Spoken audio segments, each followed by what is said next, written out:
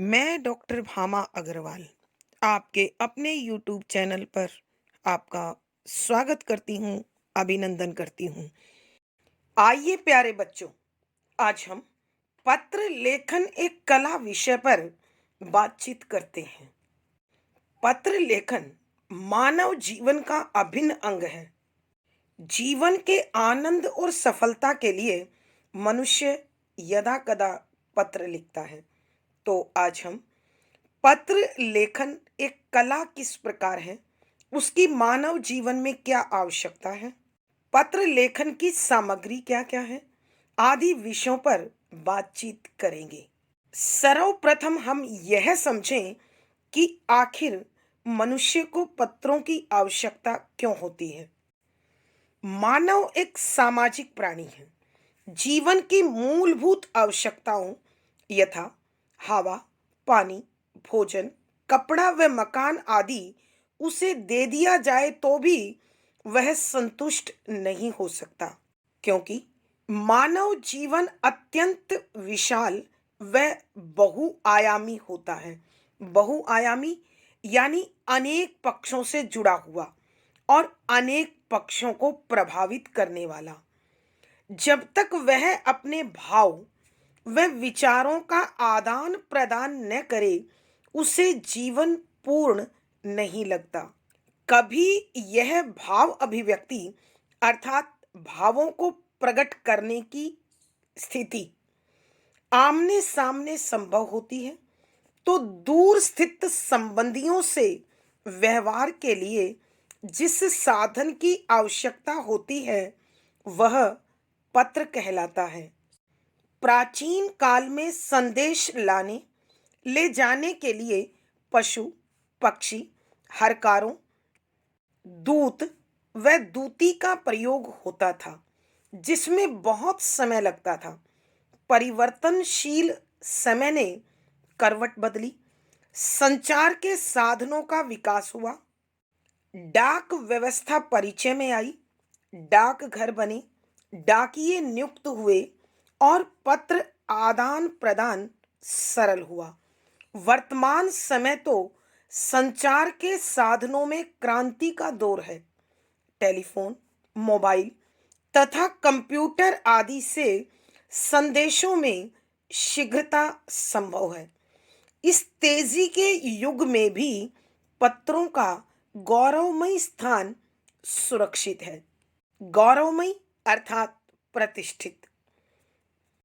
अब विचारणीय है कि पत्रों का आदान प्रदान कैसे संभव है।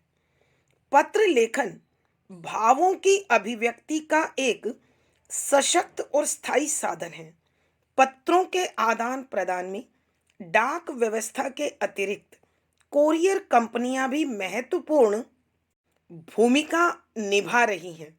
वांछित वस्तुओं, वांछित अर्थात जिसे हमें भेजना है या किसी की आवश्यकता है, इच्छा के अनुरूप वांछित वस्तुओं को यहाँ वहाँ पहुँचाने में इन कंपनियों की भूमिका सराहनीय है। बेशक आधुनिक समय में नवीनतम तकनीकी के माध्यम से एसएमएस, एमएमएस, ईमेल आदि के द्वारा थोड़े शब्दों में संदेश लिए दिए जाते हैं, मगर पत्र स्थायी, सुरक्षित और भाषा कौशल को विकसित करने वाले होते हैं।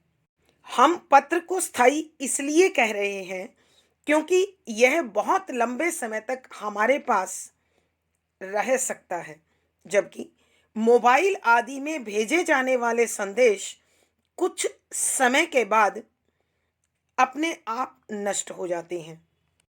अब पत्र लेखन के लिए क्या-क्या सामग्री चाहिए, उस पर विचार करते हैं। पत्र लेखन की प्रमुख सामग्री में कागज, पेन और स्याही आती है। ये सभी हमें उच्च कोटि के लेने चाहिए, यानी बढ़िया क्वालिटी के।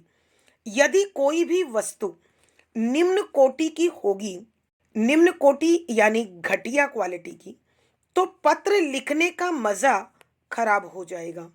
कागज चिकना होना चाहिए। पेन की नोक न अधिक मोटी और न अधिक बारीक होनी चाहिए। स्याही अगर अलग लेनी हो तो वह भी सामान्य दर्व ही होनी चाहिए। सामान्य दर्व से अभिप्राय है न अधिक गाढ़ी और न अधिक पतली, अन्यथा पेपर पर स्याही फैलेगी, कागज घटिया होगा तो फटेगा, पेन की नोक अत्यधिक नुकीली होगी तो पत्र लिखना निरर्थक हो जाएगा, क्योंकि पेन चलाने में लेखक को मजा नहीं आएगा।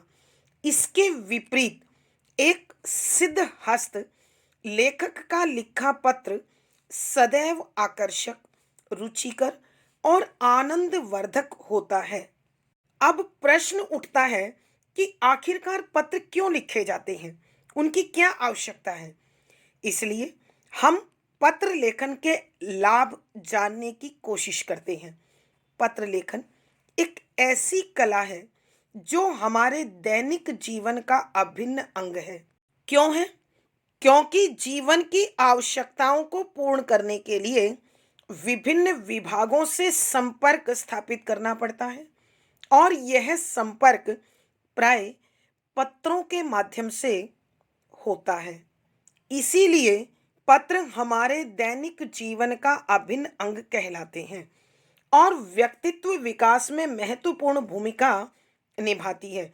व्यक्तित्व विकास का मतलब मानव के गुण, उसकी योग्यता, उसकी प्रतिष्ठा को विकसित करती है।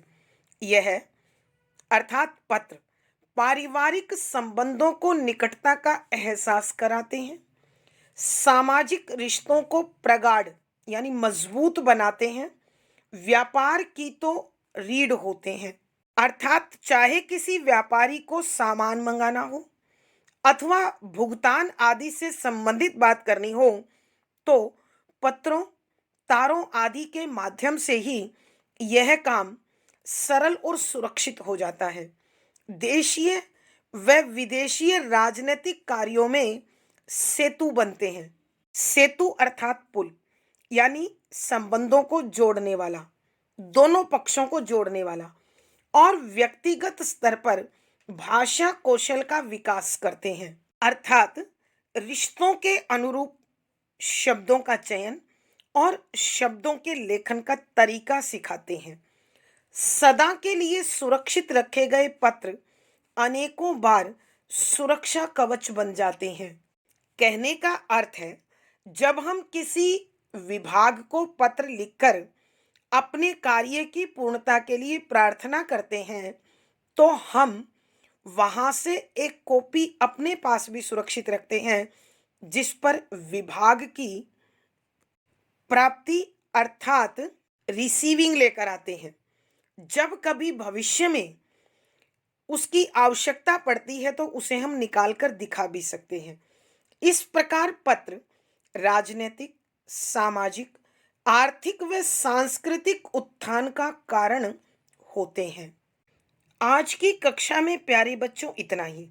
अगली वीडियो में हम यह समझेंगे कि आखिर एक श्रेष्ठ पत्र की विशेषताएं क्या होती हैं, उसमें कौन कौन सी खूबियां होनी चाहिए जो उस पत्र को पूर्ण बनाने के साथ साथ पत्र लेखक के व्यक्तित्व का आईना बने और पाठक के मन के कोने में जाकर सुरक्षित स्थान बना ले। अगली वीडियो में फिर मुलाकात होगी। आशा है सुना गया पढ़ा गया विषय आपको रुचिकर भी लगा होगा और समझ में भी आया होगा। अपने भाव व विचार कमेंट बॉक्स में लिखें। वीडियो को लाइक करें, शेयर करें और चैनल सब्सक्राइब करें। आपका दिन और जीवन मंगलमय हो, इसी शुभकामना के साथ आभार, धन्यवाद।